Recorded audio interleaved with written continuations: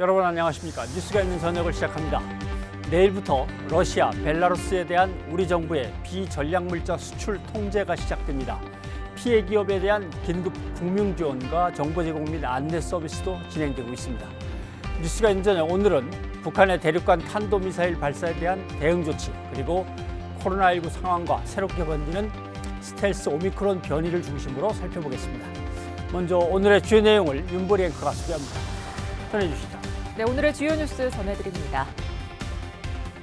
북한은 어제 발사한 미사일이 신형 대륙간 탄도미사일이라며 김정은 위원장이 미국과의 장기적 대결 준비를 강조했다고 밝혔습니다. 북한의 핵무기 개발 가속화와 추가 도발 등이 우려됩니다. 한반도 위기감이 고조되고 있지만 윤석열 대통령 당선인의 집무실 이전 계획을 놓고 안보 공백 공방이 이어지고 있습니다. 당선인은 또 국방부로 옮기기 전까지 청와대나 국방부 벙커가 아닌 차량에서 위기 상황에 대처하기로 해 추가 논란이 일고 있습니다. 윤석열 당선인과 국민의힘이 박홍근 민주당 신임 원내대표에게 국정 협조를 요청했습니다. 하지만 대통령실 이전과 임기 말 인사, 검찰 권한 등을 놓고 정부와 인수위 간 갈등이 커지면서 청와대 회동 일정도 여전히 잡지 못하고 있습니다. 이른바 블랙리스트 의혹 고발 사건에 대해 검찰이 참고인 조사까지 간 뒤 결론 내지 않다가 3년이 지나서야 산업부를 압수수색했습니다. 정권 말기 강제 수사 의도를 놓고 논란이 일고 있습니다. 첫 소식입니다.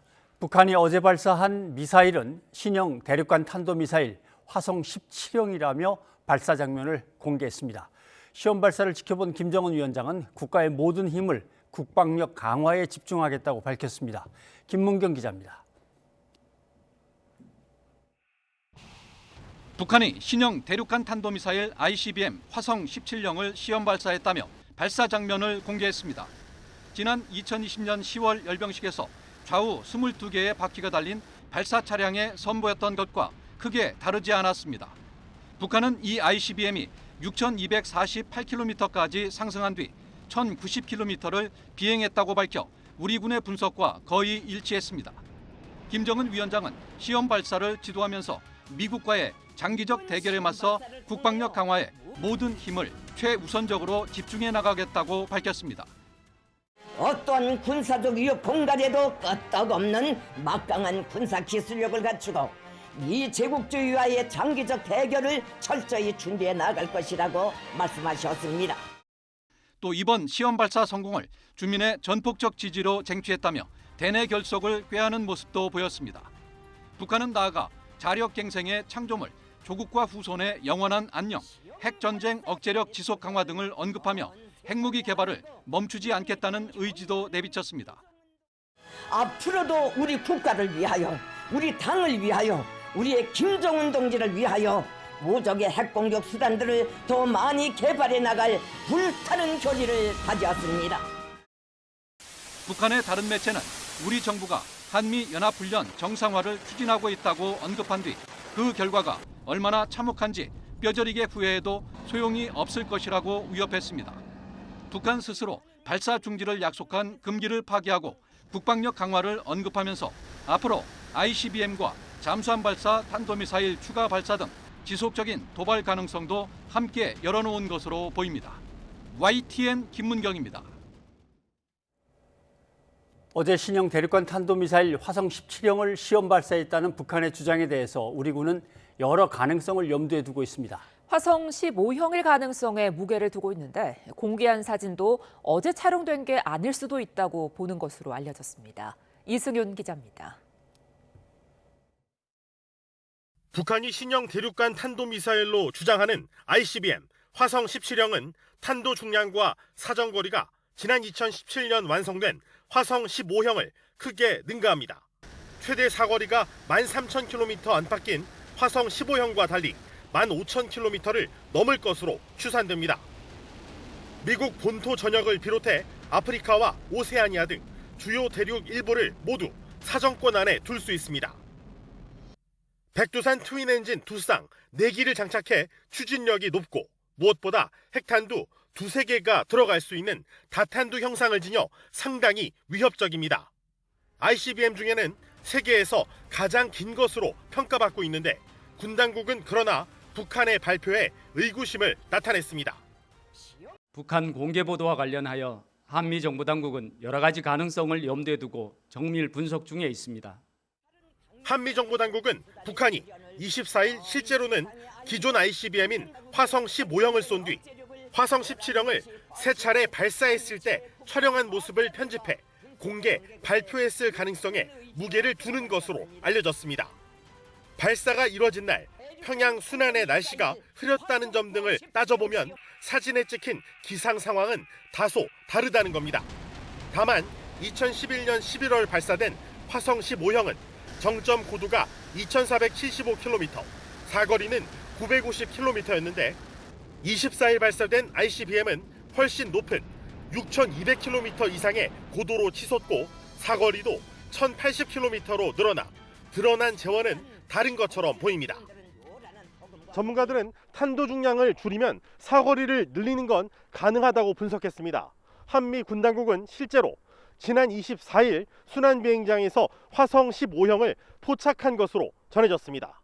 YTN 이승윤입니다. 북한이 ICBM을 발사하면서 한반도 안보 상황은 긴장감이 고조됐던 2017년으로 돌아가게 됐습니다. 김정은 국무위원장이 미국과의 장기 대결전을 언급한 만큼 앞으로 도발이 더 이어질 것이란 관측이 나옵니다. 보도에 한현희 기자입니다. 용감히 쏘라. 친필로 대륙간 탄도미사일 ICBM 시험 발사를 지시한 김정은 국무위원장. 지난 1월 핵실험과 ICBM 발사 유예 조치 철회를 시사할 때 언급했던 미국과의 장기적 대결을 이번에도 언급했습니다. 어떤 군사적 위협에도 끄떡없는 막강한 군사기술력을 갖추고 미 제국주의와의 장기적 대결을 철저히 준비해 나가야 한다고 밝혔는데 장기전으로 가면 미국을 더 강하게 압박할 필요가 있는 만큼 사실상 앞으로 더 수위가 높은 도발을 하겠다고 예고한 것이나 다름없습니다. 미국이 북한을 사실상 핵보유국으로 인정할 때까지, 그러니까 인도나 파키스탄처럼 사실상의 핵보유국으로 인정하고 핵포기를 포기할 때까지 계속 핵과 미사일 능력을 고도화시켜 나갈 것으로 예상을 할 수 있습니다.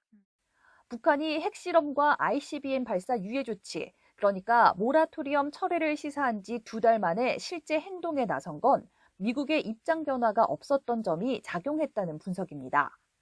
최근 미국의 추가 독자 제재와 한미 연합훈련 정상화 움직임, 그리고 한미의 북핵 공조 강화 분위기를 고려했을 때 단기적으로 미국과의 대화 재개를 기대하기보단 핵무력을 강화해 추후 협상에서 주도권을 쥐고 정세 관리를 하는 것이 낫다는 판단을 했을 거란 겁니다. 상황 관리를 좀 더 적극적으로 할 필요가 있었는데 북한의 입장에서는 미국 입장 변화가 전혀 없으니까 자력 경쟁을 선택하고 국방력을 강화하는 쪽으로 이제 장기적인 대결이라는 게 이제 장기전으로 가겠다는 거거든요. 또 중국이 대북 제재에 적극적이지 않고 우크라이나를 침공한 러시아 역시 서방과 극렬하게 맞서고 있어 미국이 할 수 있는 조치가 제한적이라는 점도 고려됐을 거란 평가입니다. YTN 한현입니다. 북한의 ICBM 시험 발사에 대응하기 위한 유엔 안전보장이사회 회의가 우리 시각으로 내일 새벽 소집됩니다. 안보리 상임이사국인 러시아와 중국의 협력을 끌어내기가 쉽지 않아서 제재 결의안 등 구체적인 결과를 내기는 쉽지 않아 보입니다. 김진호 기자입니다. 유엔 안보리가 2017년 이후 처음으로 북한 미사일 문제를 다루기 위한 공개 회의를 엽니다.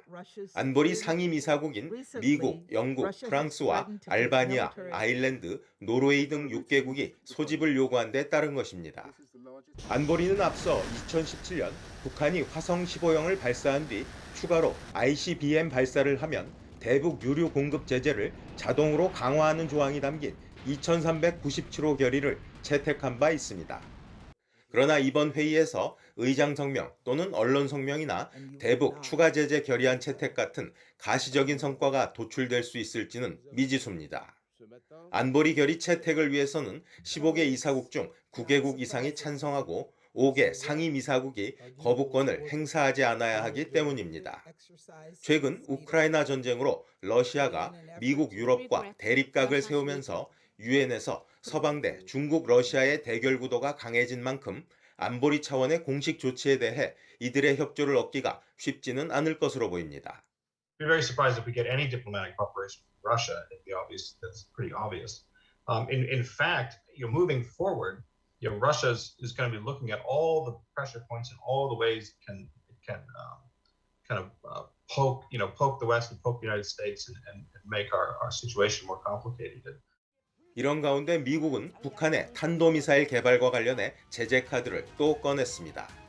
북한이 ICBM 발사를 공식적으로 확인한 지 불과 1시간 만에 제재안을 발표했습니다. 미 국무부는 북한 미사일 활동과 관련해 미사일 개발을 주도하는 제2자연과학원을 포함해 북한 국적자 1명과 러시아 기관 2곳, 러시아 국적자 1명을 추가 제재 대상에 올렸습니다. YTN 김진호입니다. 윤석열 대통령 당선인이 취임 후 당분간 통이동 집무실을 사용하게 되면 안보 위기 상황 시 미니버스 크기의 이동식 지휘 차량인 이른바 국가지도 통신 차량을 사용하기로 했습니다. 당초 위기 상황에선 청와대 지하 벙커를 사용하는 방안이 거론됐지만 윤 당선인이 청와대를 모두 개방하겠다고 하면서 결국 제외됐는데요. 윤 당선인 측은 국가지도 통신 차량에서 NSC도 열 수 있어 위기 대응에 공백이 생기지 않는다고 설명했습니다. 들어보실까요? 저희들이 별도로 좀 준비하고 있는 것은 국가 지휘 통신 차량이라는 게 있습니다.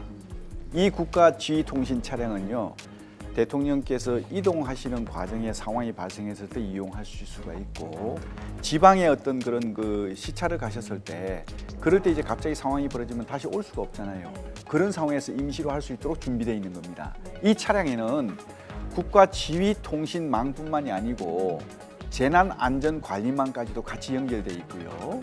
그다음에 이제 화상할 수 있는, 화상회의를 할 수 있는 시스템까지 갖춰져 있습니다. 그래서 이 차량에서 NSC를 하실 수가 있습니다. 그래서 통이동 집무실 근처에다가 이걸 항상 차량을 대기시켜 놓으면 국방부나 합참 안 가셔도 이 차량을 이용해서 바로 지휘하실 수 있고 위기 대응에 대한 어떤 공백이 생기지 않는다. 그렇게 말씀을 드릴 수가 있습니다. 그런데 지하 벙커 대신 이 지휘 차량을 활용하겠다는 방안에 대해 전문가들은 의견이 엇갈립니다. 지휘 차량을 공개하는 것 자체가 부적절한 데다 임시 지휘소에 불과하다는 지적인데요. 들어보시죠. 이 차량을 이용한다는 것 자체가 국가 기밀입니다.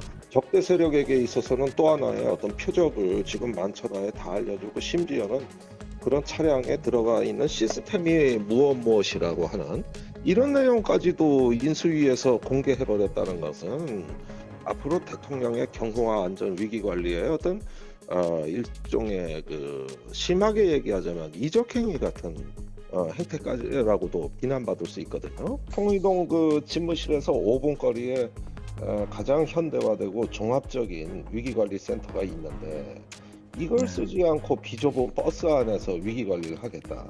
이건 사실은 상식에도 어긋나고 더 나아가서는 크나큰 안보 공백을 초래하게 되는 아주 우려되는 사안이라고 보여집니다.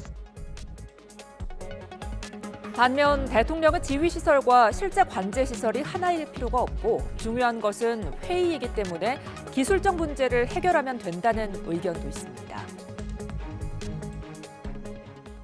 대통령이 이렇게 지휘해서 이제 하는 시설과 그다음에 실제 관제하는 시설이 하나일 필요가 없어요. 영화에서 보듯이 무슨 대통령이 막 들어가지고 와서 이렇게 막 모니터 많은데 뒤에 막 서가지고 와서 하는 게 아니라 실제 그거 결정하는 사람들은 회의실에 따로 있고 관제하는 사람들이 밑에서 일하는 건 또 따로 있거든요. 그래서 이제 그 기능을 한 군데 둘 거냐 아니면 따로 둘 거냐 이제 이런 거에 따라서 차이가 나는 거고, 기본적으로 대통령이 하는 거는 주요한 사람끼리 모여서 회의하는 역할인 거예요. 윤 당선인이 단 하루도 청와대에 있지 않겠다고 하면서 의전 문제도 발등에 불이 됐습니다. 당장 5월에 조 바이든 미국 대통령이 방한할 경우 어디서 만나냐는 겁니다. 백악관의 경호팀이 이 부분에 대한 문제를 지적할 경우 우리의 답변이 궁색하다. 결국 이것은 정상 외교에 있어서도 많은 불편함을 초래할 거거든요. 뭐 정상 외교 자체야 가능하겠지만 거기에 따르는 불편함은 이건 국내 문제를 초월해서 어떤 그 국제 관계에서 발생하는 일이기 때문에 이건 국가의 위신의 문제라고 생각합니다. 보통은 이제 그 청와대가 있으면 이제 거기에 불러가지고 하니까 거기는 내가 평상시에 쓰고 지키는 장소니까 거기서 이제 뭐 공간도 좀 넓고 모양도 그림도 나오고 이제 좋은데 만약에 통일동 사무실에서 계속 저거 한다 하면은 그 회의를 거기서 못 할 거 아니에요. 이제 영접을 하거나 하는 게 거기서 한다 그러면 아무 문제가 없고 제3의 장소를 대관하거나 뭐하거나 해서 해야 되니까 그런 실무상의 문제는 분명히 생기겠죠. 근데 그거는 기본적으로 그렇다고 해서 경호가 안 되는 건 아닌데 이제 모양새가 좀 빠지긴 하겠죠. 당선인 측은 용산 집무실에 가면 합참 건물이나 청사 앞 잔디밭에서 행사를 진행하겠다며 조금 완벽하지 못한 의전이 되더라도 바이든 대통령이 이해해 주실 거라 생각한다고 밝혔습니다. 뉴스가 있는 저녁 윤보리입니다.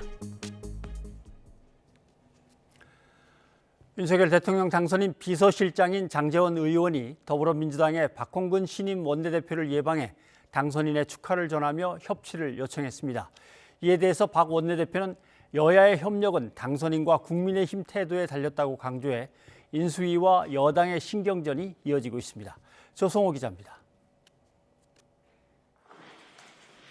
윤석열 당선인의 비서실장인 장제원 의원이 축하단을 들고 민주당 박홍근 새 원내대표를 찾았습니다. 축하 인사와 덕담을 주고받는데도 긴장감이 흘렀습니다. 안보와 민생에는 여야이기 때문에 힘을 합쳐야 되고요. 그런데 그 출발은 국회를 존중하고 또 소통하는 겁니다.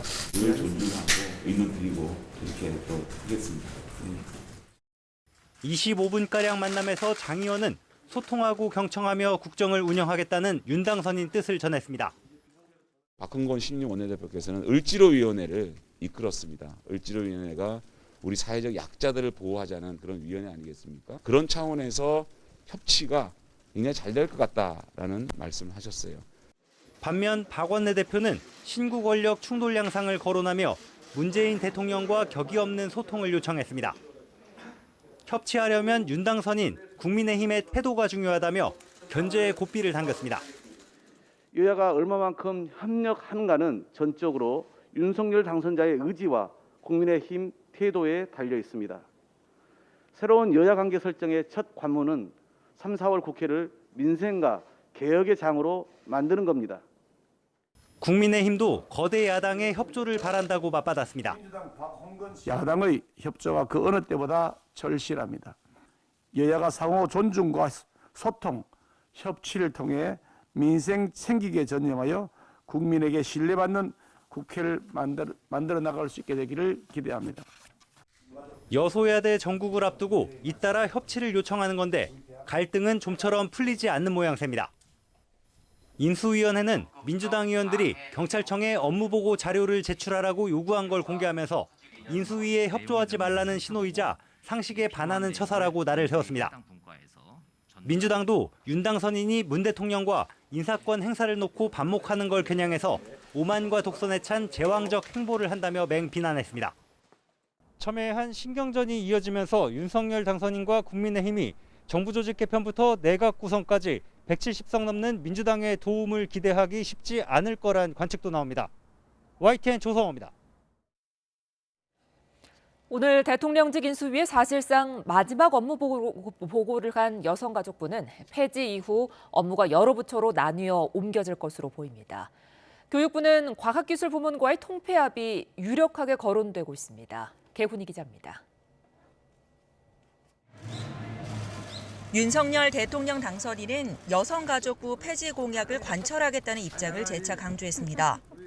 여가부 폐지는 그대로 뭐 공약인데 그러면 뭐 내가 선거 때 국민들한테 거짓말하라는 얘기입니까? 폐지가 기정사실화된 상황에서 진행된 여가부 인수위원회 업무보고는 30분 만에 끝났습니다. 여가부는 새 정부에서 추진해야 할 주요 공약 이행 계획과 조직 개편 방향에 대한 입장을 제시했습니다. 개편 관련돼서는 기획조정분과하고도 얘기를 나눠야 되는 부분도 있고요. 이게 그렇게 쉬운 문제는 아니니까 우리 인수위원회에서는 이제부터 여성 협회나 이런 데하고 간담회를 지금 시작하려고 합니다. 인수위는 여가부가 그간 권력형 성범죄 발생 시 제 기능을 못했다고 지적하기도 했습니다. 인수위는 앞으로 여성단체의 의견을 수렴해 여성가족 분야 국정과제를 선정하겠다는 방침입니다. 당선인 공약이었던 성별 근로공시제 시행 의지도 밝혔습니다. 여러 부처로 분산할 것인가 새로운 부처로 통합해서 만들 것인가 그 방향을 오늘 업무보고로 시작이 돼서 인수위가 논의하는 단계로 이해해 주셨으면. 여가부가 해체되더라도 가족정책은 보건복지부로, 청소년정책은 교육부로, 여성정책은 법무부와 고용노동부로 각각 이관될 가능성이 제기되고 있습니다. 통폐합이 거론되면서 뒤숭숭한 분위기의 교육부도 업무보고를 마쳤습니다. 관심이 쏠렸던 교육부 존치 여부는 직접 논의되지 않은 것으로 확인됐습니다. 인수위는 교육부 업무보고 전반을 논의하는 자리였다면서 부처를 어떻게 바꿀지는 추후 정보조직 개편 TF에서 결정하기로 했습니다. 분과의 의견, 그리고 분과가 부처에서 받아서 파악한 의견, 외부의 의견, 그리고 제일 중요한 거는 아마 이제 당선인의 공약사항 이런 것들이 종합돼서 정부조직 개편 TF에서 다시 논의가 될 것입니다. 부처별 업무보고가 이어지는 가운데 인수위는 다음 주부터 본격적으로 국정과제 선정 작업을 시작합니다. YTN 개훈입니다. 윤석열 당선인의 검찰 공약을 둘러싼 인수위와 법무부의 갈등으로 취소됐던 업무보고는 다음 주엔 진행될 것으로 보입니다. 박범계 장관은 인수위가 일부 내용을 문제 삼아 전체를 배척한다며 불편함을 드러냈고 인수위는 장관의 입장 변화가 있어야 한다고 맞섰습니다. 나혜인 기자입니다. 인수위 업무보고가 전격 취소된 날 침묵을 지켰던 박범계 장관이 하루 만에 입을 열었습니다. 법무부 업무엔 장관의 수사 지휘나 수사권 조정 문제만 있는 게 아니라며 인수위가 하나를 가지고 99개를 배척하는 건 안타까운 일이라고 말했습니다. 이어 자신은 갈 사람이지만 법무부 보고자료엔 새 정부에 도움될 내용도 많다며 업무보고는 하게 해달라고 요청했습니다. 앞서 박 장관의 공개적인 공약 반대 의견에 분노까지 언급했던 인수위도 여전히 불편한 기색입니다. 신용현 인수위 대변인은 개인적인 의견이라면서도 박 장관이 입장 변화를 보여줘야 한다고 말했습니다. 다만 인수위원들이 다음 주 초엔 유예한 법무부 보고를 받을 거라며 파행 우려는 일축했습니다. 유상범 정무사법행정분과 위원도 YTN과 통화에서 장관 개인 의견이 법무부 전체 견해를 대변하느냐며 업무보고는 받을 거라고 했습니다.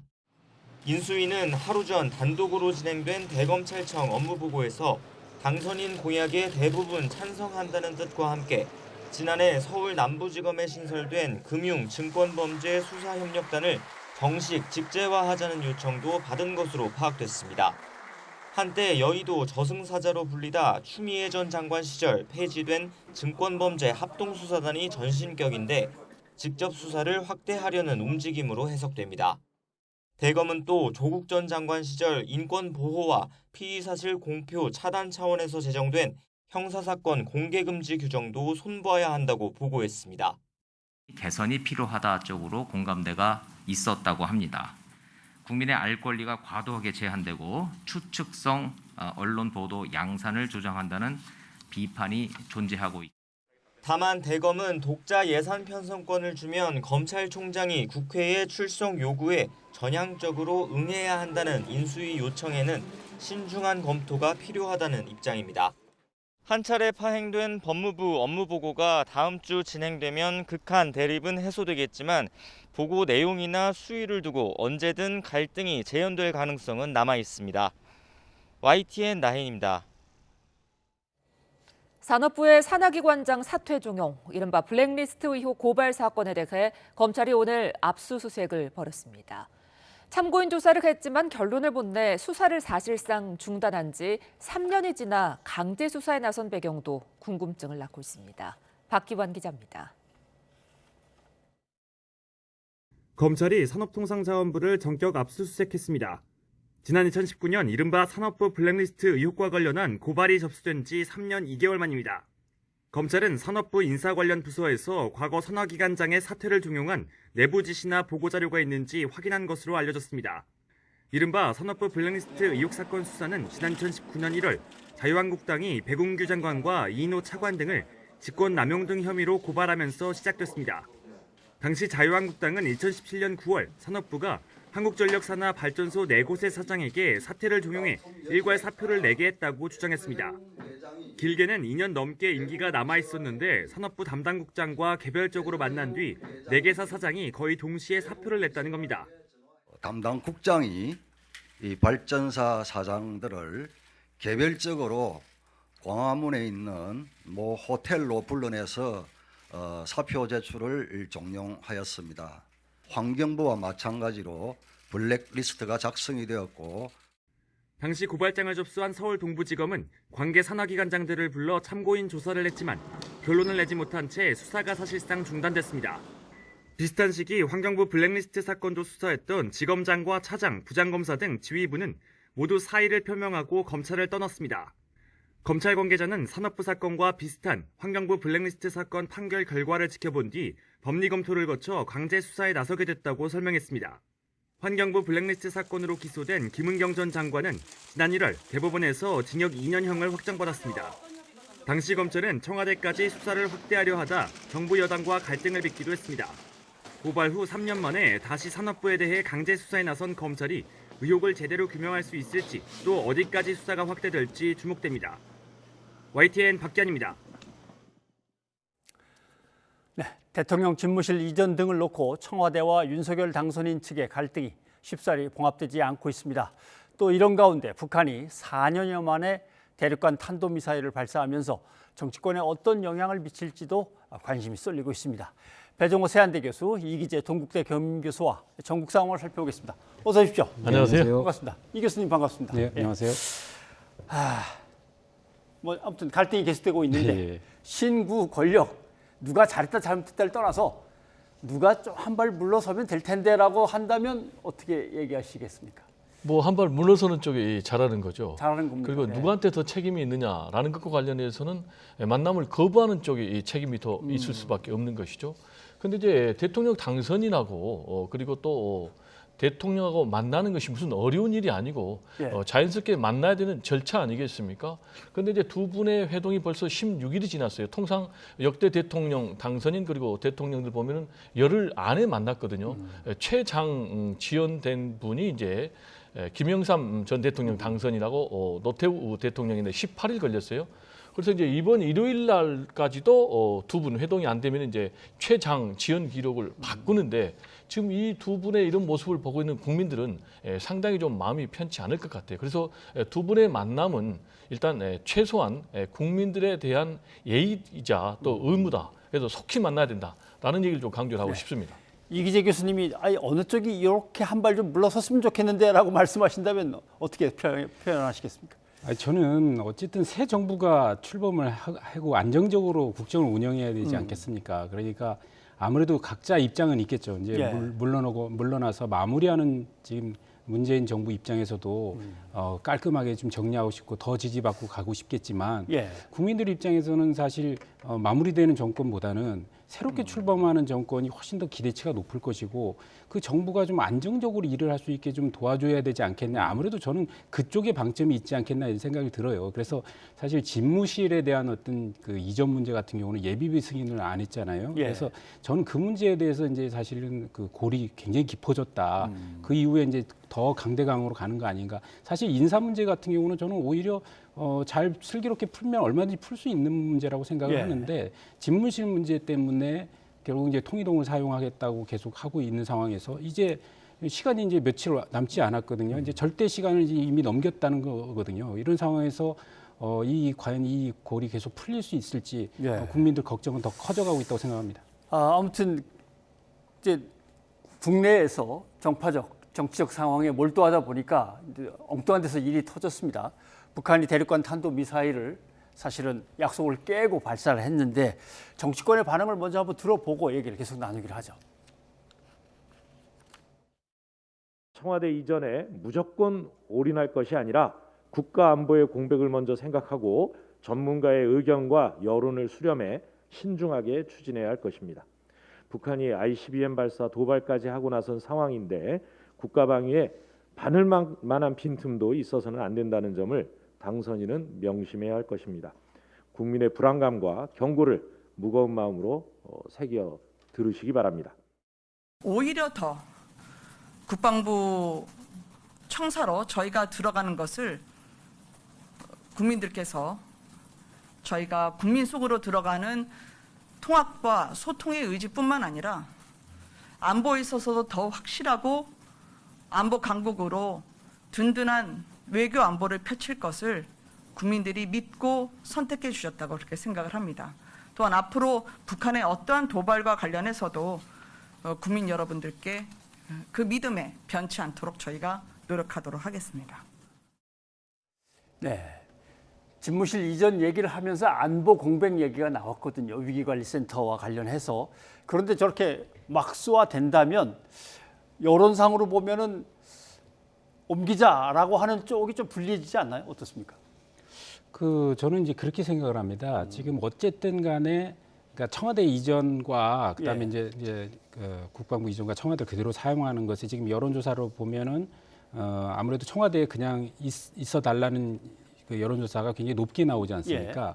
그거는 이제 청와대 이전으로 그 윤석열 당선인이 하려고 하는 그 행위, 예를 들어서 제왕적 대통령제를 청산하고 국민 소통을 하고 그리고 청와대 참모와의 긴밀한 소통을 통해서 국정을 더 원활하게 하겠다 이런 내용들은 사실 그러니까 편익과 비용의 관점에서 볼 때는 간접 편익에 해당하고 직접적으로 듣기가 굉장히 어려워요. 국민들의 입장에서는. 그런데 어떤 이것에 동반돼서 들어가는 어떤 비용의 문제들, 예를 들어서 뭐 그 국가 예산이 뭐 496억이 들어가냐, 뭐 몇천억이 들어가냐 논쟁도 있지만 그런 돈, 그 다음에 교통에 대한 불편 요소들, 그리고 국방 안보에 대한 불안감 등등은 이제 실제 피부에 와닿는 거기 때문에 아무래도 이런 여론조사를 청와대 유지할 거냐, 용산을 이전하니까 어떤 게 높을 거냐라고 하면 당연히 저는 청와대 유지가 더 높게 나올 거라고 생각해요. 국민들의 체감이 다르기 때문인데, 근데 장기적으로 봤을 때 우리 사회의 정치권 그리고 그 가장 중요한 청와대 권력이 어떻게 바뀌는 게 우리 나라의 발전을 위해서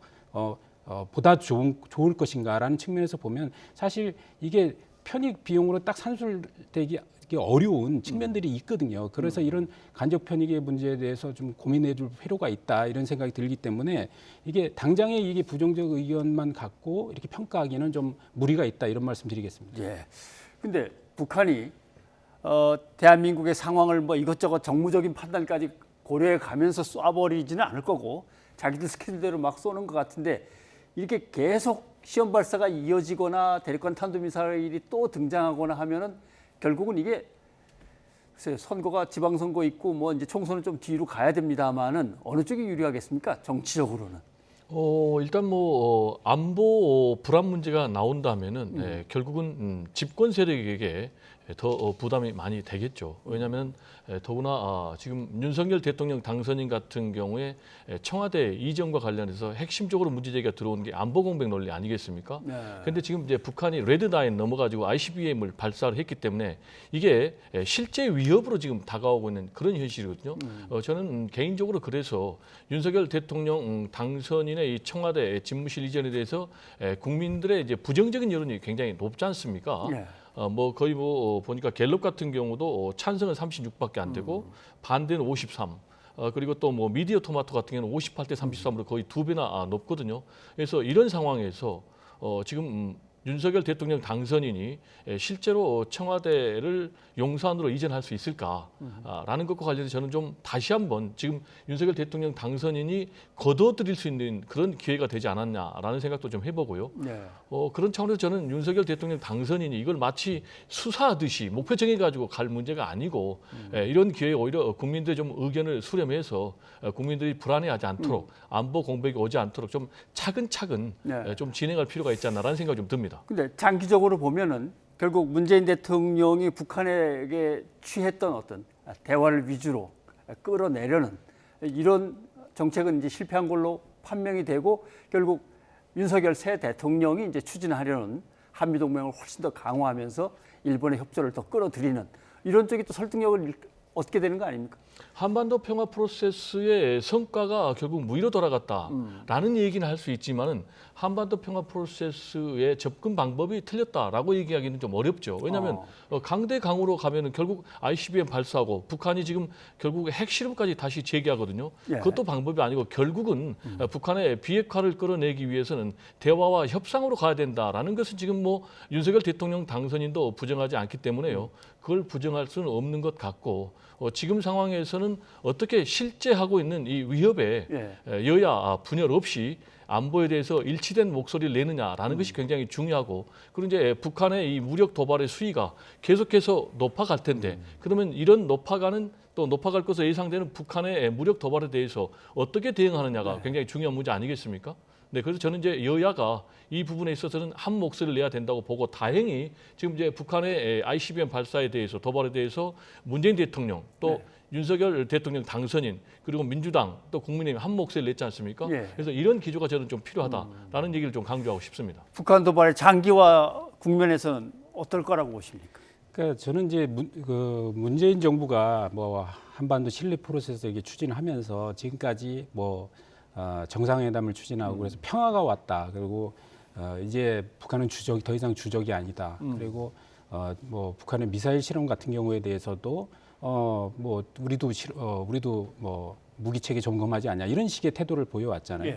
그런데 결국은 뭐 평화를 유지한다고는 해왔지만 결국은 북한은 이제 ICBM을 아주 고도로 이제 개발을 한 것이고 결국 5년간 뭐 달라진 것이 없다. 오히려 북한의 이제 무기 체제만 강화된 것이다. 이런 평가를 좀 받을 수밖에 없다고 보여지기 때문에 현재 앞으로의 안보를 어떻게 할 것이냐. 사실 안보와 관련해서는 여야가 따로 없죠. 그러니까 지금 현재 여야 뭐 민주당이나 국민의힘이나 안보를 다 이 얘기를 하고 있지 않습니까? 강하게. 문제는 안보를 지키는 방법론의 차이 아니겠습니까? 그래서 한쪽에서는 어쨌든 뭐 북한과의 대화 타협과 또 비위라도 맞추면서 어떻게 해야 된다 이런 것이지만 또 국민의힘에서는 우리의 국력을 더 강화시키고 그리고 방어 체계를 더 강화하고 그다음에 실제로 북한에 대해서 압박과 제재를 더 강화해서 실제로 끌어내야 된다라는 방법론의 차이가 있는데 결국 뭐 그 후자의 방법을 택하고 있는 윤석열 당선인이 당선된 것이만큼 새로운 정부의 이제 그런 기조가 될 텐데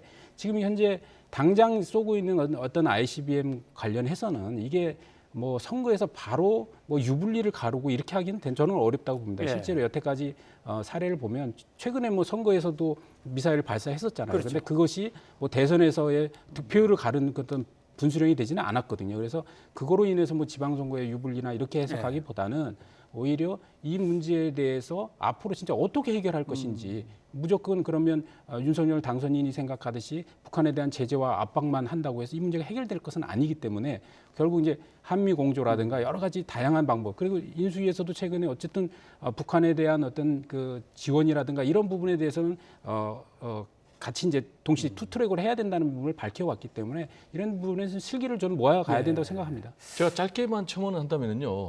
2017년 말까지만 해도요. 북한의 김정은 위원장, 미국의 트럼프 대통령 말폭탄 오가면서 한반도에 전쟁의 먹구름이 짙게 깔려 있었거든요.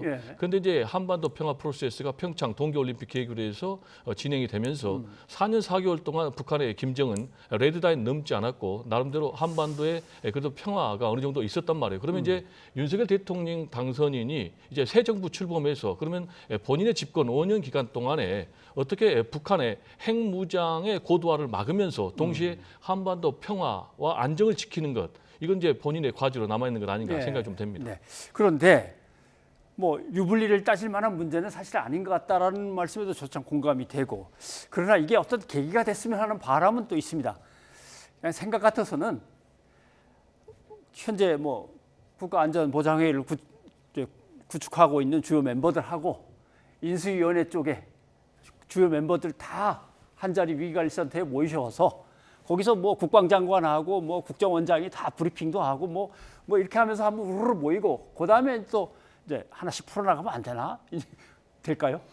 사실 뭐 국민들 입장에서는 굉장히 보기 좋은 모습으로 보일 것 같습니다. 그래서 문재인 대통령이 뭐 서훈 안보실장에게 가서 이제 당선인에게 가서 이제 브리핑을 했다고 하는데 저는 그런 모습은 굉장히 좋은 모습이라고 생각하고 안보에 있어서는 당장 어떤 도발에 대해서 동시에 같은 목소리를 내는 것은 저는 필요하다. 그런데 이게 그 ICBM과 관련해서 제가 한 말 추가로 드리면 이게 국민들 입장에서 어떨까 이런 생각이 들어요. 늘 지금 미사일 발사를 하면 그 다음에 이루어지는 게 뭐겠습니까? 뭐 똑같은 게 반복되거든요. 예를 들어서 도발이다, 규탄이다 얘기하죠. 그 다음에 한미 공조를 확인했다고 얘기하죠. 그 이후에 가서 안보리 제재를 요구했다. 또 돌아와서 그러고 끝입니다. 그 다음에 또 발사해요. 계속 이렇게 도돌이표로 돌아가는데 과연 이런 것들을 계속 이렇게 답습할 수밖에 없는 건지에 대한 국민적 불안이 있어요. 그런데 그럼에도 불구하고 앵커께서 말씀하셨듯이 이런 안보와 관련해서는 물러나는 대통령이든 새롭게 당선된 당선인이든 이게 한 목소리로 하나의 테이블에서 같이 얘기를 하는 모습은 국민들에게는 굉장히 안정감을 줄 것이고 북한 사회에게는 굉장히 두려움을 줄 수 있는 요지인 것은 분명하다 보입니다. 그런데 이제 밑에서 이제 메신저로서 뛰어다니는 사람들이 윗분의 마음을 갖다가 이렇게 설득을 하거나 아니면 설명을 드린 다음에 자 어떻게든 잘 되는 쪽으로 가봅시다라고 하면은 될 것도 같은데 일각에서는 이철희 수석이나 장제원 비서실장 둘이 너무 틀어져 있는 거 아닌가? 두 사람을 바꿔버릴까 이런 얘기도 나오는데 어떻게 보십니까? 저는 개인적으로 바꿔야 된다고 생각합니다. 이유는 성과가 없잖아요. 벌써 16일이 지났거든요. YS하고 김대중 대통령 당선인하고는 선거 이틀 만에 만났거든요. 근데 이분들 같은 경우는 지금 16일이 지났는데도 두 분의 회동을 성사시키지 못했어요. 그러면 대통령 당선인하고 현 대통령이 만나는 것이 그렇게 어려운 문제냐? 사실 당연히 만나야 되는 문제 아니겠습니까? 당연한 절차고 국민들에 대한 최소한의 예인데도 불구하고 지금 이게 성과가 안 나오고 있다는 얘기예요. 그러면은 뭔가 이 두 분의 메신저가 제대로 역할을 못하고 있다라는 해석밖에 가능하지 않죠. 실제로 지금 민주당의 조응천 의원 같은 경우는 두 사람이 좀 케미가 안 맞는 것 같다. 왜냐하면 이제 20대 국회 때 두 사람이 법사위 소속이었는데 법사위 하면은 정쟁의 최일선이거든요. 근데 두 분이 굉장히 뭐 앞장서서 선봉대 역할을 하다 보니까 그런 감정들이 남아 있어가지고 이게 좀 성사가 안 된 것 아닌가라는 얘기도 지금 나오고 있는데 다시 저는 말씀드리면 결과가 없기 때문에 성과가 없기 때문에 당연히 교체해야 되고 만약에 두 분을 그대로 쓴다면은 또 다른 라인을 좀 가동을 해서 크로스 체킹할 필요가 있다라는 얘기를 좀 드리고 싶고요. 그보다 더 중요한 것 문재인 대통령 그리고 윤석열 대통령 당선인 이것저것 필요 없이 통큰 정치로 만나면 되잖아요. 만나서 정리하면 되잖아요. 그리고 문재인 대통령이 두 번이나 만나자고 했지 않습니까? 그리고 제가 알기로는 개인적으로 대통령 또 대통령 당선인 서로 상대방에 대해서 존경하는 마음이 있다고 그럽니다. 그러면은 국민들 불안하게 하지 말고 당장 내일이라도 좀 만나라고 좀 강조를 하고 싶습니다. 이 방송을 통해서요. 이기재 교수님도 두 사람 바꿔버리자는 쪽이십니까? 아니 근데 문제는 그 문재인 대통령이 이제 조건 없이 만나자 조율이 뭐 필요하냐 이렇게 얘기를 하는데 실제로 장제원 비서실장은 그런 연락 받은 적도 없다 이렇게 얘기하고 있는 거거든요. 그리고 그 한은 총재 그 뭐 인사 조율 관련해서도 청와대는 조율했다라고 하지만 장제원 비서실장은 뭐 10분 전에 통보받았을 뿐이다. 이렇게 해서 서로가 이야기가 안 되고 있는 거예요. 그래서 자, 이 문제를 어떻게 해결할 거냐. 근데 문제는 저는 그렇게 생각해요. 그러니까 이 두 분만의 단일 창구가 있을 것이냐. 저는 그렇게 생각하지는 않아요. 워낙 당선인 주변에서도 많은 외교안보 전문가도 있고 또 그 많은 분들이 지금 조언들을 하고 있기 때문에 저는 다양한 채널의 이야기를 듣고 있다고 보여지는데 문제는 어떤 매듭을 풀 수 있는 뭐가 생겨야 돼요. 그러니까 저는 예를 들어서 MB 사면 문제라든가 어떤 인사권 문제 때는 저는 어쨌든 타협이 금방 될 거라고 봤어요. 그런데 거기에 결정적으로 청와대 이전과 관련한 문제가 들어가면서 예비비 문제에 대한 불사용 승인이 되면서 이제 이사를 못 가게 된 겁니다. 결국 새로운 정부의 청와대가 출범을 못하게, 그러니까 대통령 집무실이 출범을 못한 상황이 돼버렸기 때문에 저는 이게 매듭이 풀리지 않으면 더 이상 대화가 어렵다 이렇게 생각이 되기 때문에 이것부터 풀어줘야 된다 이렇게 생각합니다. 뭔가 인사권이나 몇 가지 중에서 큰 것들을 한 두어 개 묶어가지고 자 여기 뭐 일단 저희가 양보할 게 여기 있습니다라고 하면서 말문을 좀 터보면 어떨까 이런 생각이신 것 같긴 한데 저는 좀 우리 이 교수님하고 생각이 다른데요. 매듭을 풀려면은 두 사람이 직접 만나야 돼요. 가운데 메신저 주니까 매듭이 안 풀리잖아요. 그런데 계속 매듭을 풀어서 가져오라고 하니까 지금 이게 안 풀린데 문재인 대통령도 얘기를 했잖아요. 무슨 조율이 필요하냐. 이게 무슨 공식 회동도 아니고 뭐 제가 또 아까도 계속 얘기했지만 이건 당연한 절차예요. 그리고 국민에 대한 A예요. 그런데 뭐 이것저것 10원, 20원 따질 필요가 없는 거죠. 길게 만날 것 없이 통이동 김치찌개집에서 일단 두 분이 한번 그렇죠. 얼른 한 2, 30분 잠깐 밥 먹으면서 몇 마디 하고 돌아간 다음에 이제 다시 한번 제가 시작을 하자. 대통령이고 우리 이기재 교수님이 당선인이면 금방 풀릴 것 같습니다. 아니, 근데 저는 이제 이게 초기에는 그렇게 했을 거라고 봐요. 그래서 예. 처음에 했어야 됩니다. 사실 아. 예, 김영삼 대통령, 김대중 대통령께 2월에 줄 때도 이틀 만에 했듯이 저는 초기에 만났으면 그때는 아주 가볍게 만날 수 꼬이기 있었어요. 전에. 예. 예. 근데 지금은 너무 꼬여버려 갖고 이게 과연 만나서 그러면 뭐라고 얘기할 겁니까? 좋게 그냥 덕담 얘기다가 헤어지고 아무것도 해결될 수 없는 상황이 될 수도 있기 때문에 지금은 너무 꼬여 있는 상황이기 때문에 기본적인 어떤 가닥은 가지고 그 당선인과 대통령이 만나야 이게 풀리지. 만남 이후에 또 아무것도 없이 또 얼굴 붉히고 헤어질 수는 없다. 지금 이 상황이 돼버렸다 이런. 사실 냉정하게 생각하면요, 계속 이런 모습이 가고 안 만나면은 윤석열 대통령 당선인이 더 손해죠. 물론 문재인 대통령도 손해지만 알겠습니다. 왜냐 예. 앞으로 국정을 이끌어 나가야 되잖아요. 자, 그래서 저는 윤석열 대통령 당선인 특유의 통 큰 리더십을 지금 보여야 된다라는 얘기를 좀 덧붙이고 싶습니다. 이 자리에서 저희 3명의 뜻을 모아서 그렇습니다. 두 분이 잠깐 만나는 걸로 네. 하고 근데 좀 약간 벗어난 얘기입니다만은 장제원 비서실장은 다음 대통령 비서실장으로 간다라는 얘기가 거의 지배적이었는데 갑자기 대통령 집무실까지만 모셔다 드리고 나는 다시 여의도로 온다 그러는데 혹시 뭐 들으신 거 있습니까? 아무래도 견제의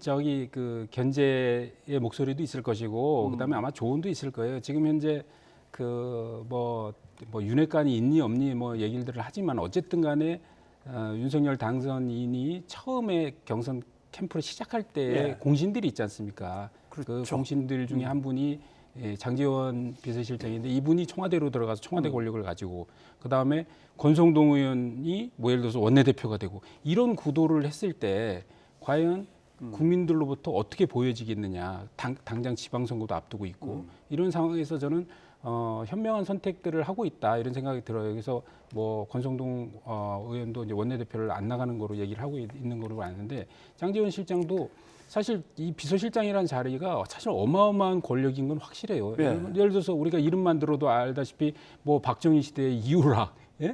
어마어마하지 않습니까? 그다음에 박근혜 대통령 시절에 김기춘 비서실장 엄청난 권력이었어요. 그렇죠.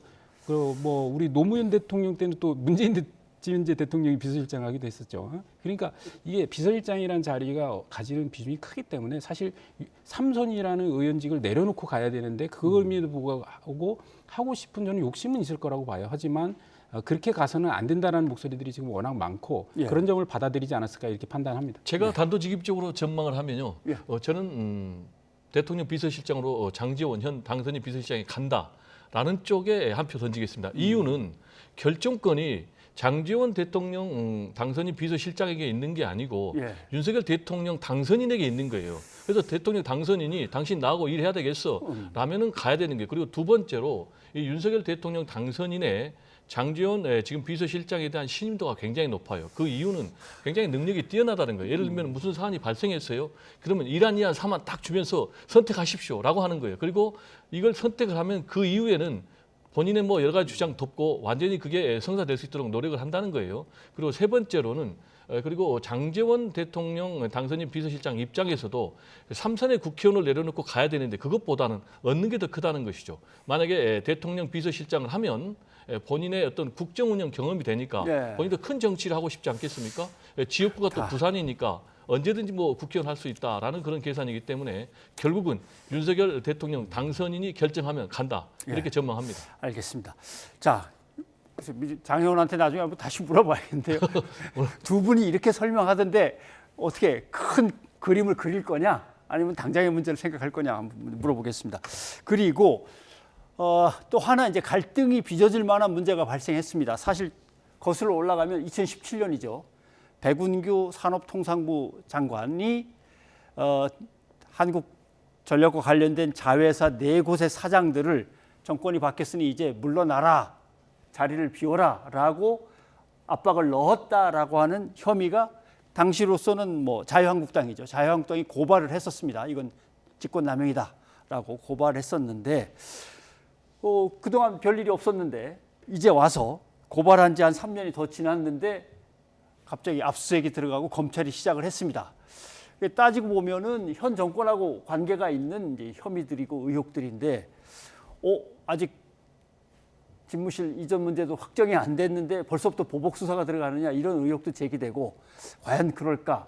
근데 이제 검찰의 설명도 또 나름대로 일리가 있는 부분도 있고요. 어떻게 생각하십니까? 보복 수사인지 아닌지는 뭐 아직은 알 수는 없지만 분명한 것은 현 정권에 대한 검찰의 수사가 시작이 됐다라는 하나의 신호탄으로 해석될 가능성이 굉장히 높다. 예. 이유는 두 가지인데요. 앵커께서 말씀하신 대로 이게 3년도 더 지난 사건이거든요. 3년 전에 자유한국당에서 고발한 사건이란 말이에요. 근데 지금까지 묵혀뒀다가 예. 두 번째로 왜 그러면 정권 교체가 되니까 지금 갑자기 강제 수사에 착수하느냐 이런 의문이 가능하기 때문에요.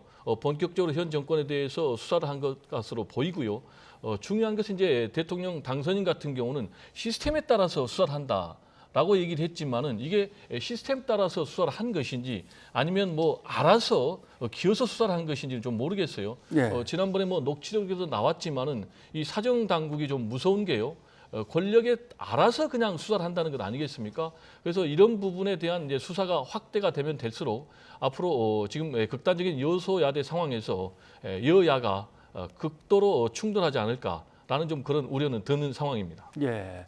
근데 이제 환경부에도 비슷한 사건이 있었기 때문에 그렇습니다. 이 대법원 판결이 나온 걸 확인하고 검찰로서는 그럼 이제 이거에 전용해서 이쪽에다가 적용시켜 보자라고 했다는 건데 어떻게 사건이 두 개가 있는데 어떤 사건이 발생해서 그 결과를 보고 이 사건을 수사한다는 건 말이 안 되는 거죠. 이게 예. 동시에 당연히 수사가 진행됐어야 되고 결론도 비슷한 시기에 내려졌어야 된다고 보는데 이게 수사가 전 제대로 안 됐다 예. 이렇게 생각을 하는 거고 이런 게 뭐 한두 개겠습니까 지금 제가 볼 때는 이게 정권이 진행되어지면서 결국은 뭐 이런 블랙리스트 사건 외에도 뭐 지금 뭐 예를 들어서 울산시장 선거 개입 사건이라든가 뭐 유재수 감찰 무마 사건이라든가 등등 아직 그 국민들 의혹이 다 안 풀린 사건들이 굉장히 많아요. 네. 그러니까 이 외에도 그렇죠. 사실 고소고발이 정권의 권력형 비리 같은 게 한두 건이 아닐 거라고 보는데 이런 것들을 그럼 검찰에서 항상 이 살아있는 권력과 맞서가면서 이걸 중립성을 지니면서 이런 걸 해나가야 되는데 독립적으로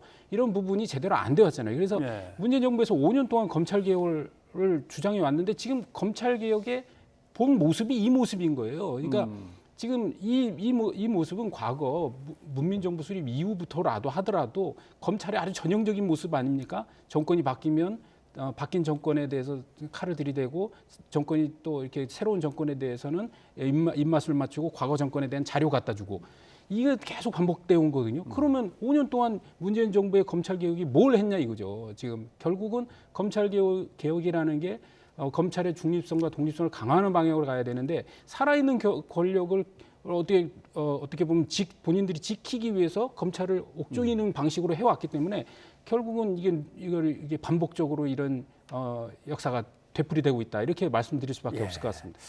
아무튼 간에 백 교수님도 얘기를 하셨지만 잠깐 민주당에서는 완전히 검찰 개혁을 완수하겠다고 나오는 마당에 이제 검찰이 수사를 이렇게 시작하니까 뭔가 의혹이 제기될 가능성 상당히 높은 것 같은데 조금 더 진행되는 걸 지켜봐야 될 것 같습니다. 자, 오늘 두 분 여기까지 듣겠습니다. 고맙습니다. 네, 감사합니다.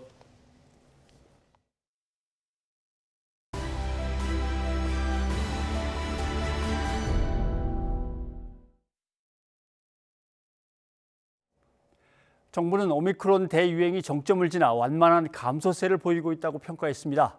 다만 전파력이 강한 스텔스 오미크론의 확산세에 경계를 늦출 수 없는 만큼 유행 감소 속도가 어떨지는 상황을 좀 더 지켜봐야 한다고 강조했습니다. 이동우 기자입니다. 지난주 1일 평균 코로나19 환자는 40만여 명이었는데 이번 주는 35만여 명으로 감소하는 추세를 보였습니다. 정부는 지난 17일 62만 명이 유행의 정점이었던 것으로 추정합니다. 확진자 발생은 유행 정점을 지나서 완만하게 감소하는 양상을 보이고 있습니다. 유행 감소 속도가 어떨지는 향후 상황을 좀 더 지켜봐야만이 저희가 평가할 수는 있겠습니다. 울산과학기술원은 신규 확진자가 오는 30일 37만 명, 국가수리과학연구소는 다음 달 6일 29만 명, 20일에는 18만 명 정도로 예측했습니다. 당국은 전파력이 강한 스텔스 오미크론 BA2의 국내 점유율이 40%를 넘긴 상황에서 조만간 우세종이 될 경우 확산세에 힘이 실릴 수 있다며 긴장하고 있습니다.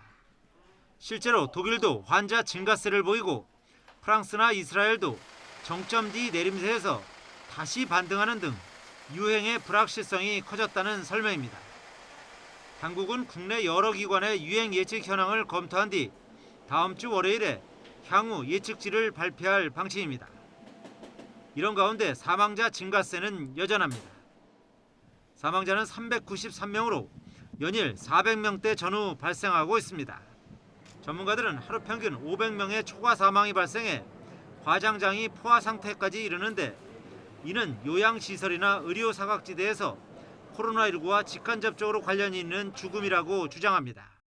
이런 초과 사망을 막기 위해서 이런 요양병원에서 제대로 치료받지도 못하고 사망하시는 분들, 그리고 이제 뭔가 이렇게 의료 사각지대에 있는 분들을 최소한 줄여야지만 이런 사망자 수를 좀 줄일 수 있을 것 같습니다. 네. 위중증 환자는 조금 늘어 1,085명으로 18일째 1,000명대를 이어가는데 지금쯤 1,500명 정도가 될 거라고 전망한 당초 예측치보다 적은 수준입니다.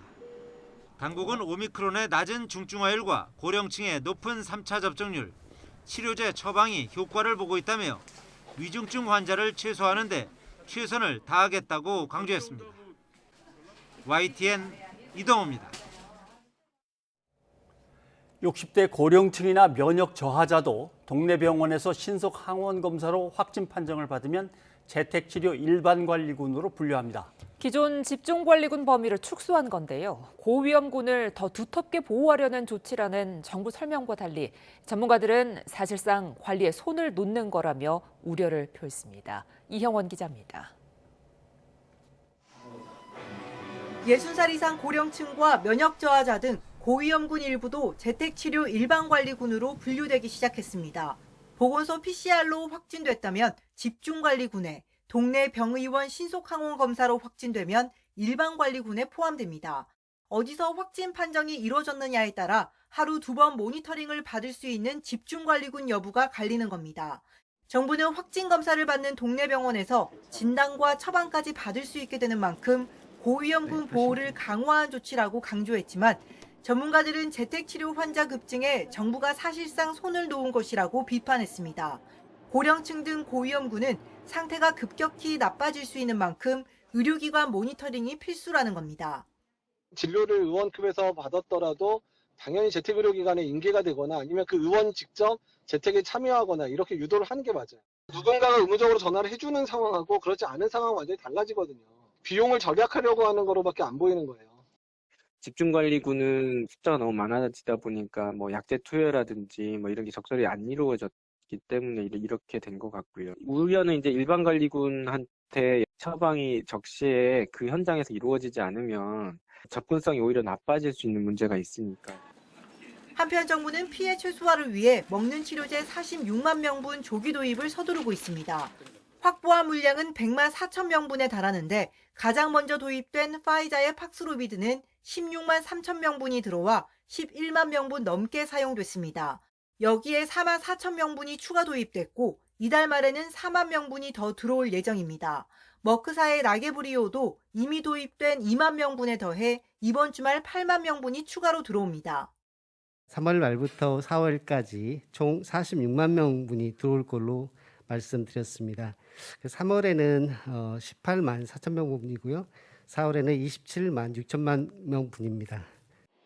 정부는 필요하다면 백신 물량 부족 때 사용했던 스와프 방식을 활용해 다른 나라와 치료제를 교환하는 방안도 검토하기로 했습니다. YTN 이영훈입니다. 재택치료자가 급증하면서 종합감기약 등 상비약 품귀 현상이 심해지고 있습니다. 이런 가운데 먹는 코로나19 치료제가 추가 도입됐지만 수요를 감당하기엔 여전히 부족하다는 지적이 나옵니다. 김철희 기자입니다. 서울 종로 약국 거리. 사람들이 많이 찾는 종합 감기약이나 해열제 등이 있느냐고 묻자 약국마다 부족하다는 대답이 돌아옵니다.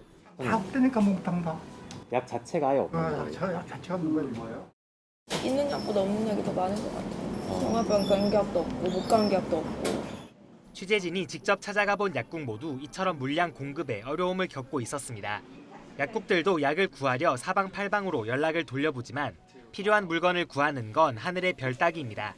저희가 약이 없어서 제약회사에 주문을 한다고 해서 그것이 공급되는 게 아니기 때문에 언제 저희가 공급을 원활히 받을 수 있을지 전혀 모르는 상태고, 감기약 품귀 현상은 코로나19 확진자 급증 때문입니다. 재택치료에 필요한 상비약 수요가 늘어난 데다 확진에 대비해 미리 약을 사놓는 경우도 많아졌습니다. 정부 역시 상비약 수급 부족 문제를 파악해 행정 지원이나 수입 확대 등 필요한 조치를 검토하고 있습니다. 이런 가운데 화이자사에 먹는 코로나19 치료제 팍스로비드 44,000명분이 인천공항을 통해 들어왔습니다. 주말부터는 또 다른 치료제 라게브리오 역시 의료 현장에 투입됩니다. 하지만 전문가들은 이 정도 물량으로는 수십만 명씩 쏟아지는 확진자에 대응하기 힘들다고 지적합니다.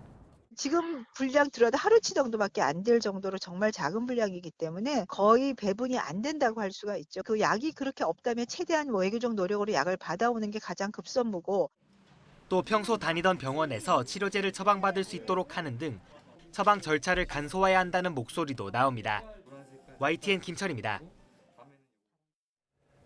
코로나19 신규 확진자가 34만 명 수준으로 이틀째 40만 명 아래로 집계됐습니다. 방역당국은 오미크론 유행이 감소세로 전환됐다고 평가했는데요.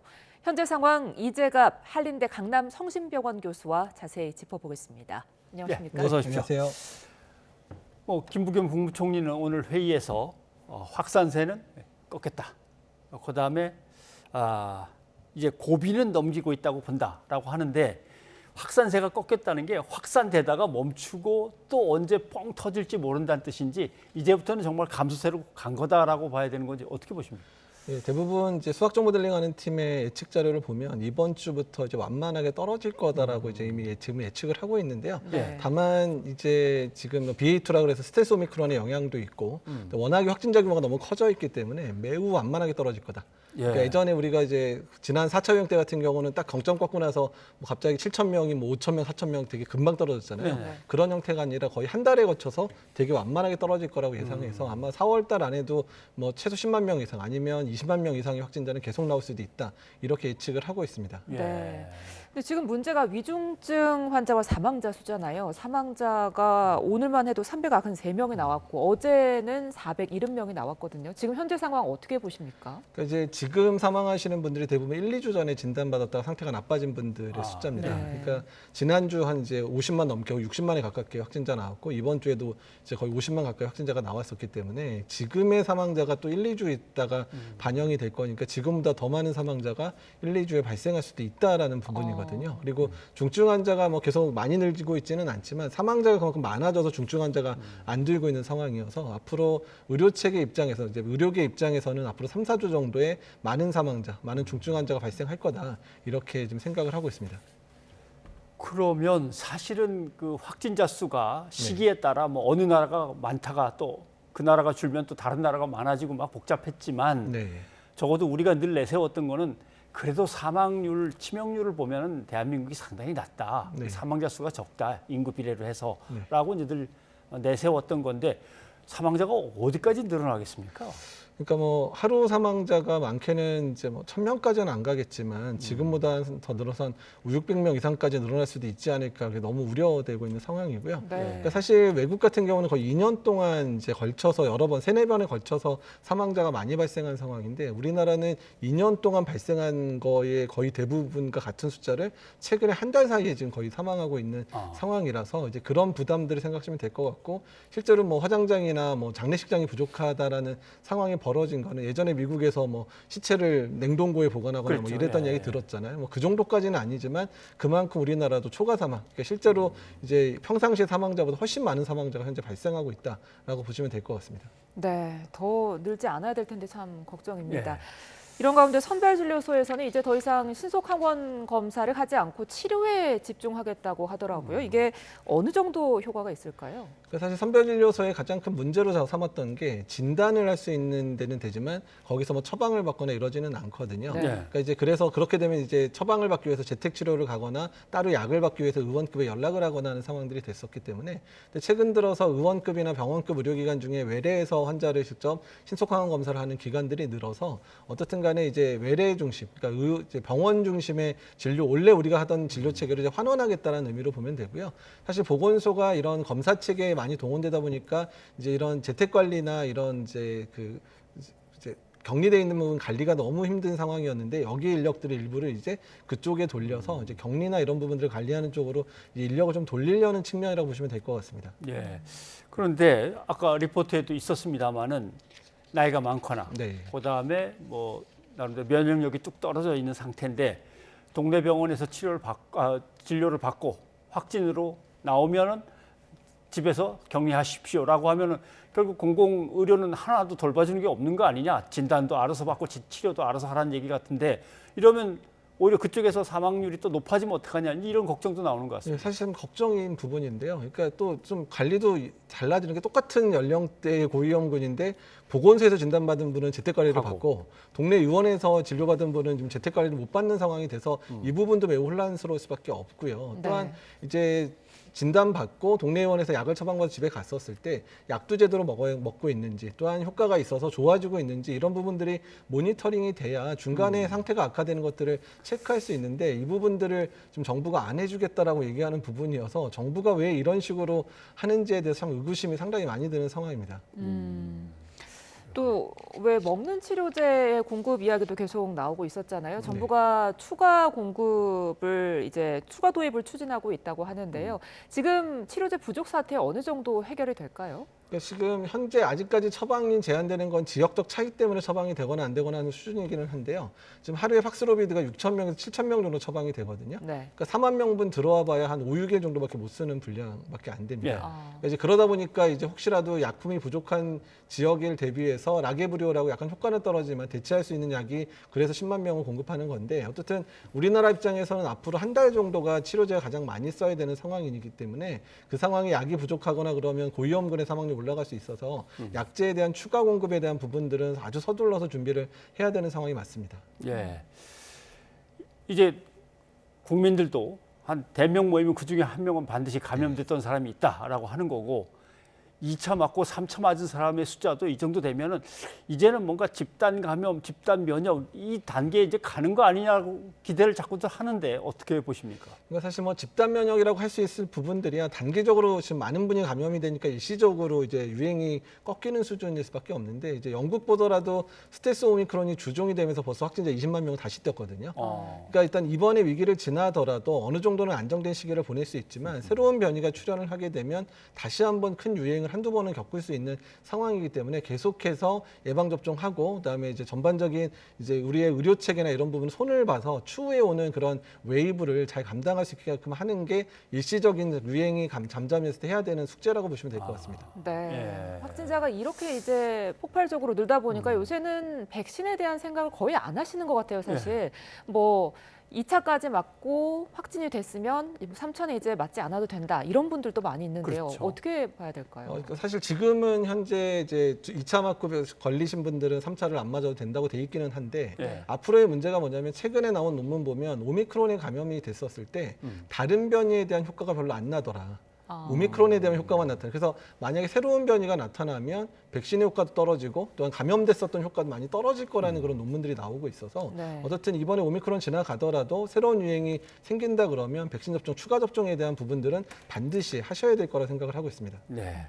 슈퍼 항체 보유자들끼리 맘 놓고 모이자 이런 거가 그래도 되는 게 아니군요. 의미가 없을 것 같습니다. 예. 알겠습니다. 오늘 여기까지 듣겠습니다. 고맙습니다, 교수님. 네, 감사합니다.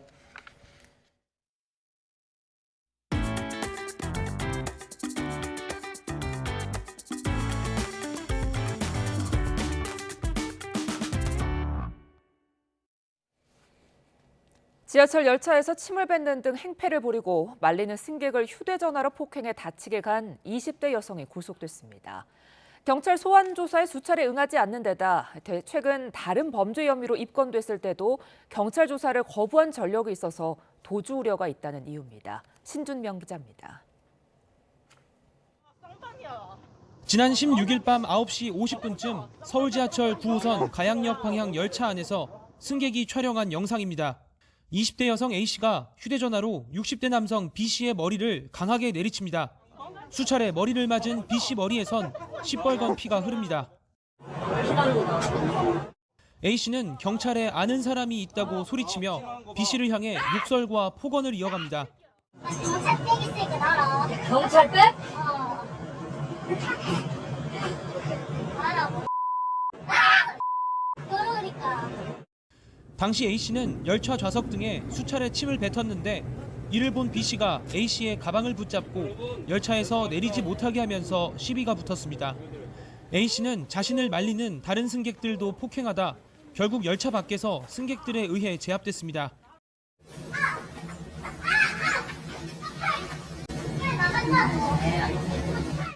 경찰은 A씨가 폭행에 사용한 휴대전화를 위험한 물건으로 보고 중범죄로 분류되는 특수상해 혐의로 불구속 입건했습니다. 하지만 A씨는 경찰 소환 조사에 수차례 응하지 않았고 뒤늦게 출석한 뒤에도 실거주지를 밝히지 않았습니다. 이와 별도로 A씨는 최근 재물손괴 혐의로도 입건된 적이 있는데 당시에도 소환 조사를 거부해 수사에 어려움을 겪은 것으로 알려졌습니다. 경찰은 도주에 우려가 있다고 보고 A씨에 대해 사전 구속영장을 신청했습니다. 하지만 A씨는 구속 전 피의자 신문을 앞두고도 법정에 제때 나타나지 않았고 경찰의 설득 끝에 오전 신문 일정을 오후로 미룬 뒤에야 출석했습니다. A씨는 법정에서도 진술 거부로 일관했고 재판부도 도주에 우려가 있다고 판단해 구속영장을 발부했습니다. A씨는 경찰 조사에서 휴대전화로 때린 사실이 없고 손으로만 때렸다며 혐의를 부인하고 있는 것으로 전해졌습니다. 경찰은 범행 동기 등 정확한 사건 경위를 파악하는 대로 A씨를 검찰에 송치할 방침입니다. YTN 신준명입니다. 요즘 캠핑이 인기를 끌면서 자동차 시동을 켜지 않고도 난방을 공급하는 무시동 히터 쓰시는 분들 많으시죠. 그런데 조사 결과 일부 제품에선 일산화탄소가 과다하게 나오고 화상 사고 가능성이 큰 것으로 나타나 주의가 필요해 보입니다. 조태연 기자입니다. 지난 2020년 12월 경찰은 캠핑에 나선 가족이 전화를 받지 않는다는 신고를 접수했습니다. 현장에 출동해 캠핑용 버스에 누워있던 50대 4명을 발견했는데 단순히 잠들어 있던 게 아니었습니다. 바닥에 2명이 쓰러져 있는 상태였고 한 분은 제일 뒷좌석 침실같이 정신없이 좀 앉아 계신 상태였습니다. 결국 1명이 숨졌고 3명은 병원으로 옮겨졌습니다. 캠핑용 버스 내부를 따뜻하게 하려고 틀어놓은 무시동 히터가 화근이었습니다.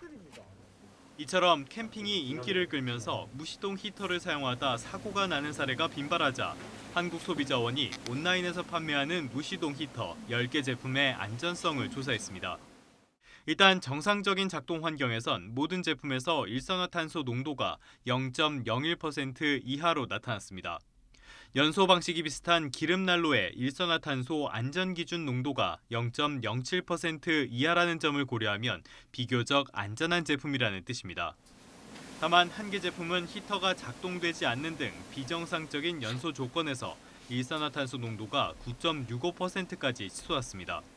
기름난로 안전기준 농도의 137배가 넘습니다. 또 다른 문제점은 배기구 온도. 10개 제품 모두 배기구 온도가 180도 이상의 고온이었습니다.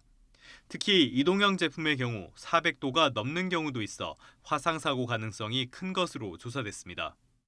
차량 내부에 부정확하게 장착될 경우 일산화탄소 중독 사고의 발생 가능성이 있고 이동형 제품의 경우 고온의 배기구로 인한 화상 위험 등이 있으나 현재 관련 안전 기준은 없습니다. 소비자원은 안전사고 예방을 위해 차량 내 일산화탄소 경보기를 설치하고 배기구 화상사고에도 주의해달라고 당부했습니다. YTN 조태현입니다. 네, 오세훈 서울시장의 서울 비전 2030 계획 중에 금융특구 조성 사업이라는 게 있습니다. 여의도를 디지털 금융특구로 조성한다. 그래서 세계 5대 금융도시로 진입한다. 자, 서울이 세계 5대 금융도시가 된다. 그러면 지금은 도대체 몇 위일까요? 예, 이거 어제 평가지수가 나왔습니다. 보십시오. 서울은 지금 12위입니다. 부산이 30위입니다. 예.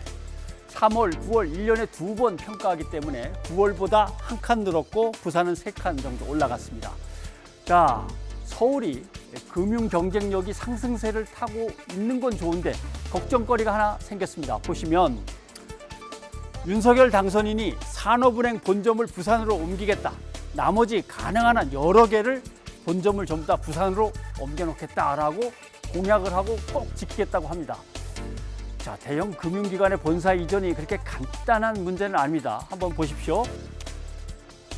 기업이 있고 은행이 있고 증권사 보험사가 있고 글로벌 투자 회사들이 잔뜩 모여 있고 이걸 하나의 네트워크로 볼 때 산업은행은 여기에서 돈을 다 긁어 모아가지고 유망산업이나 혁신기업한테 지원하는 게 임무인데 산업은행 본점이 부산으로 간다 그러면 서울에 이것들은 모여 있는데 뭔가 영업이 잘 안 된다는 거죠. 예. 그 다음에 역시 법도 다 서울에 둔다라고 돼 있어서 이거 국회에서 고쳐야 됩니다. 금융계에서는 금융발전, 급박한 국제 경쟁과 투기 자본에 대한 신속한 대응 이런 걸 고려하면 본점이 부산으로 가면 손해가 너무 큰데라는 의견이 지배적입니다. 물론 부산 쪽에서는 기대가 완전히 다르죠. 큽니다. 보시면 자, 부산이 이제 금융 중심지로 도약할 때가 됐다. 지금 와 있는 게 주택금융공사, 자산관리공사, 한국거래소가 와 있는데 부산에 이제 산업은행, 수협은행 오면 드디어 부산도 금융허브가 된다. 저도 욕심 같아서는 서울, 부산 모두 금융 경쟁력을 갖춘 국제 금융 허브 도시로 우뚝 서고 국가의 균형 발전도 이루어지면 좋겠습니다. 다만 문제는 이걸 보십시오. 서울이고 부산입니다. 실제로 2015년에 금융기관들이 부산으로 옮겼습니다. 옮기니까 순위가 뚝뚝뚝 떨어져서 부산은 70위까지 떨어졌었고 서울 같은 경우 30위 밑으로 내려가기도 했습니다. 6년이 지나서 이제 겨우 12, 30. 아직도 옛날에 제일 높았을 때를 못 따라오고 있습니다.